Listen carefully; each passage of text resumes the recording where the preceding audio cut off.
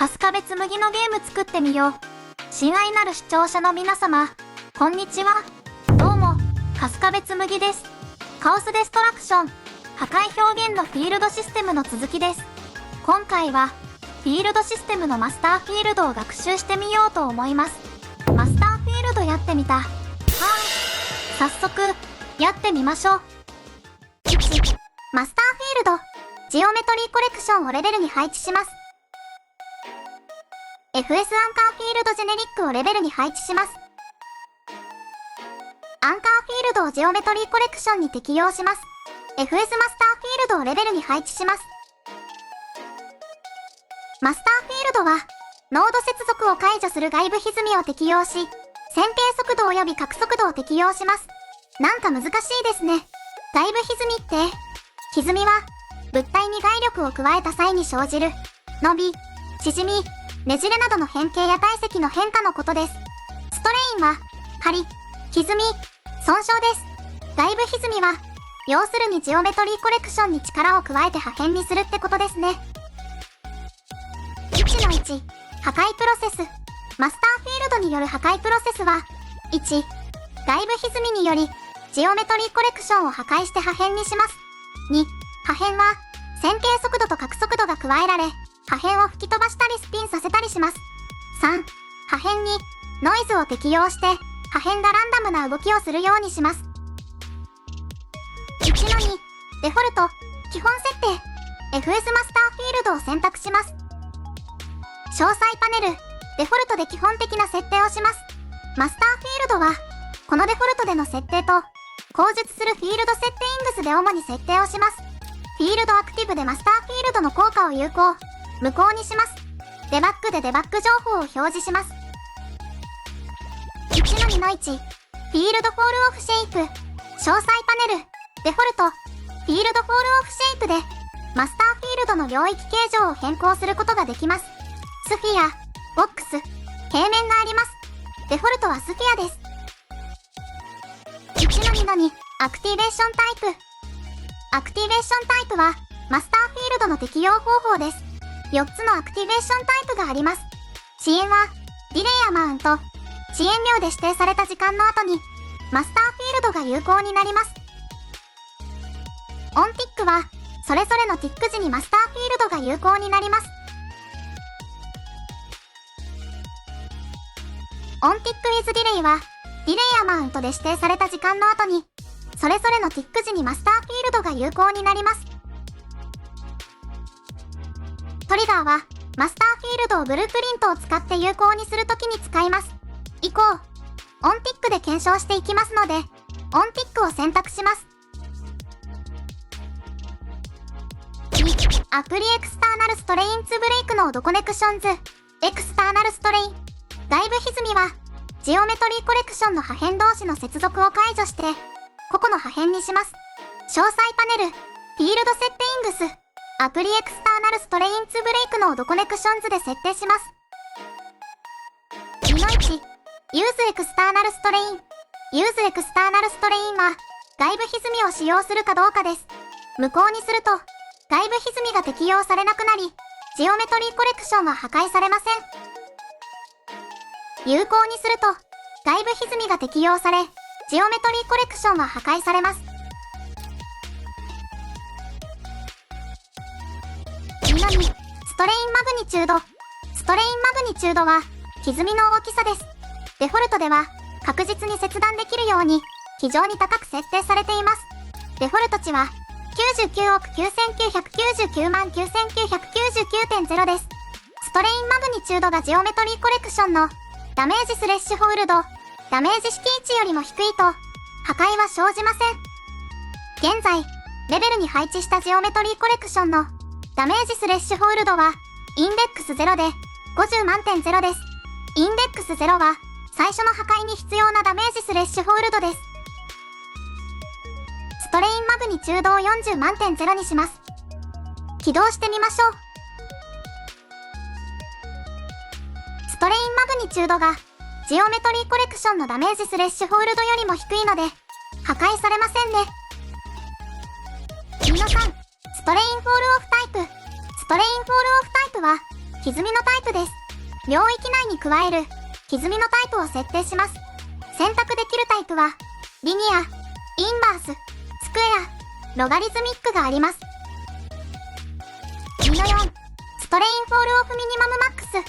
ストレインフォールオフミニマムマックスは、歪みの倍率ですね。0は外力はなく、1で外部歪みを 100% 加えます。数字を高くすればするほど、その倍率になります。ストレインフォールオフタイプが何の場合、マックスに値を入力するとその倍率で均等に力を加えるようです。マックスを 2.0 にします。起動してみましょう。ストレインマグニチュードが2倍になり、ジオメトリーコレクションのダメージスレッシュホールドよりも大きいので、破壊が生じましたね。ストレインフォールオフタイプとミニマムマックスは、組み合わせて使用します。ストレインフォールオフタイプを指定すると、領域の中心、ミニマムからエッジ、マックスまでに加える力の倍率になるようです。ストレインフォールオフタイプをリニアにします。起動してみましょう。破壊の様子が変わりましたね。3、アプライリニア&アンギュラーベロシティーズ。破片に線形速度と角速度を加えて放射状に吹き飛ばしたりスピンさせたりします。詳細パネル、フィールドセッティングス、アプライリニア&アンギュラーベロシティーズで設定します。3の1、ユーズラジアルベクター。ユーズラジアルベクターは放射状に速度を加えるかどうかです。有効にするとオブジェクトに放射状の速度が適用されます。ラジアルベクターの原点はデフォルトでは領域の中心です。ユーズラジアルベクターを無効にします。起動してみましょう。速度が0なので、その場所で崩れ落ちましたね。ユーズラジアルベクターを有効にします。起動してみましょう。速度が加わり、放射状に吹き飛びましたね。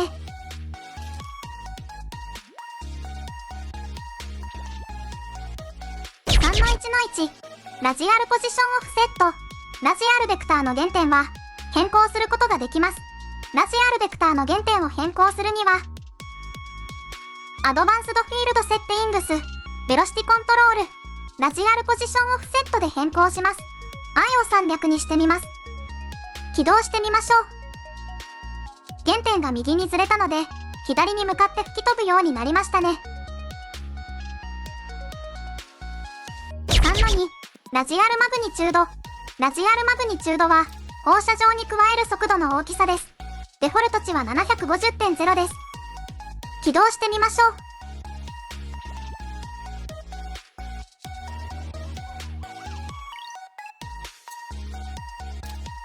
ラジアルマグニチュードを10分の1の 75.0 にします。起動してみましょう。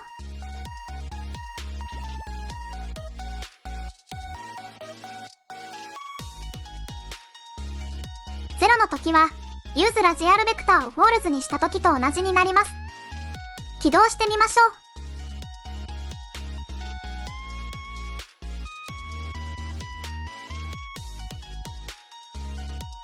ベクトルなのでマイナスも適用することができます。ラジアルマグニチュードをマイナス 750.0 にします。起動してみましょう。中心に吸い寄せられるようになりましたね。3の3、ユーズディレクショナルベクター。ユーズディレクショナルベクターは指向性ベクトルを使用するかどうかです。有効にすると特定の方向に速度を適用します。ユーズラジアルベクターを無効にして、ユーズディレクショナルベクターを有効にします。真上に向かう矢印が表示されます。起動してみましょう。真上に吹き出すようになりましたね。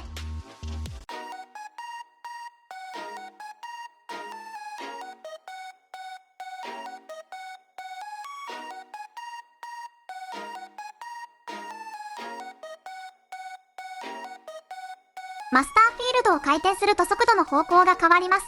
マスターフィールドを選択します。回転を X、60 度にします。起動してみましょう。斜めに吹き出すようになりましたね。3の3の1、オーバーライドディレクショナルベクター。指向性ベクターを手動で設定することもできます。わかりやすいようにユーズラジアルベクターを無効にします。ユーズディレクショナルベクターを有効にします。アドバンスドフィールドセッティングス、ベロシティコントロール、オーバーライドディレクショナルベクターを有効にします。ディレクショナルベクターオーバーライドに値を入力します。x、0.0、y、1.0、z、0.0 にします。矢印が右に向きましたね。起動してみましょう。右に向かって吹き飛びましたね。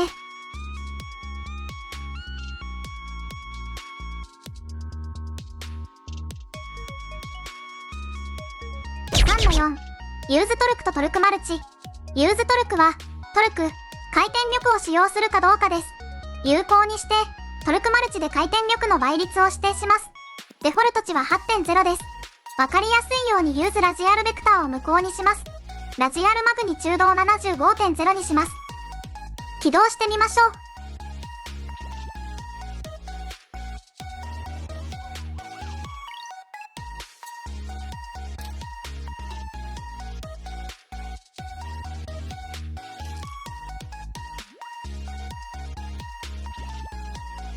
トルクマルチを 800.0 にしてみます。起動してみましょう。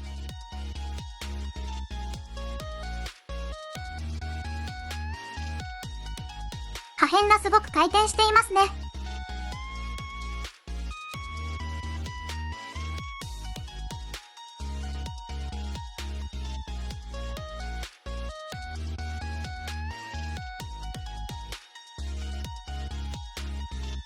3の5、ベロシティフィールドフォールオフタイプとミニマムマックス。ベロシティフィールドフォールオフタイプは速度タイプです。選択できるタイプはエクスターナルストレインと同じで、リニア、インバース、スクエア、ロガリズミックがあります。デフォルトではリニアが選択されています。ベロシティフォールオフミニマムマックスは速度の最小倍率と最大倍率を設定します。4、ノイズ。速度と外力にノイズを加える機能があります。ノイズを適用すると速度と外力にランダム性が加わります。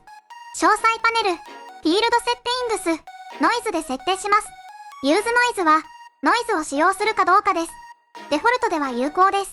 ノイズミニマムマックスでノイズの最小倍率と最大倍率が設定できます。ノイズスケールマルチでノイズのスケール倍率が設定できます。一旦、ユーズノイズを無効にします。ラジアルマグニチュードは 75.0 にします。起動してみましょう。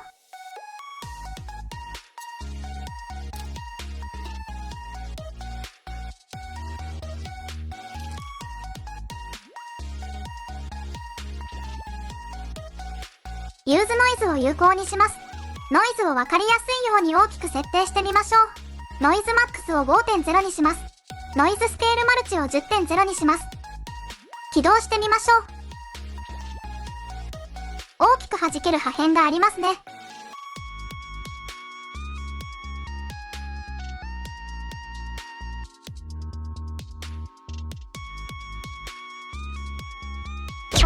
インターナルストレイン、ディケイ。インターナルストレイン、ディケイは領域内にあるジオメトリーコレクションのダメージスレッシュホールドを指定した値だけ下げます。また下げた値は蓄積されます。継続して下げ続けると最終的にジオメトリーコレクションは破砕されます。エクスターナルストレインのストレインマグニチュードを 0.0 に設定します。ベロシティのラジアルマグニチュードを 75.0 にします。ユーズディケイを有効にします。ディケイアマウントを10万点0にします。ディケイディレイを 1.0 にします。起動してみましょう。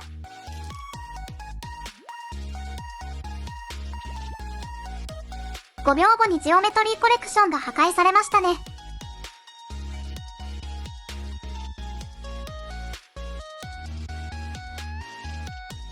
ジオメトリーコレクションのダメージスレッシュホールドは50万点0です。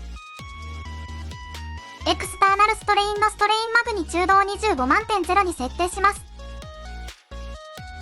ベロシティのラジアルマグニチュードを 75.0 にします。ユーズディケイを有効にします。ディケイアマウントを10万点0にします。ディケイフォールオフミニマムマックスを 1.0 と 0.0 にします。ディケイディレイを 1.0 にします。起動してみましょう。外側からボロボロと崩れていきましたね。徐々に劣化していく表現で使えそうです。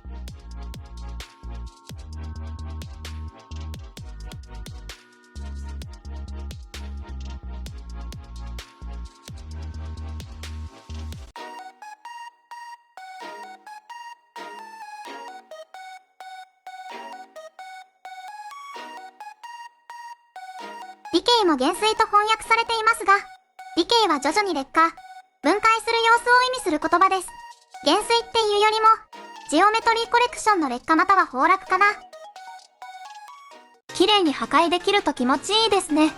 マスターフィールドを使用するメリットは、カオスデストラクションの実装。マスターフィールドはカオスデストラクションの一部であり、物体の破壊を制御するための優秀なツールです。壁の破壊をカスタマイズ。マスターフィールドを使用することで、壁の破壊をカスタマイズできます。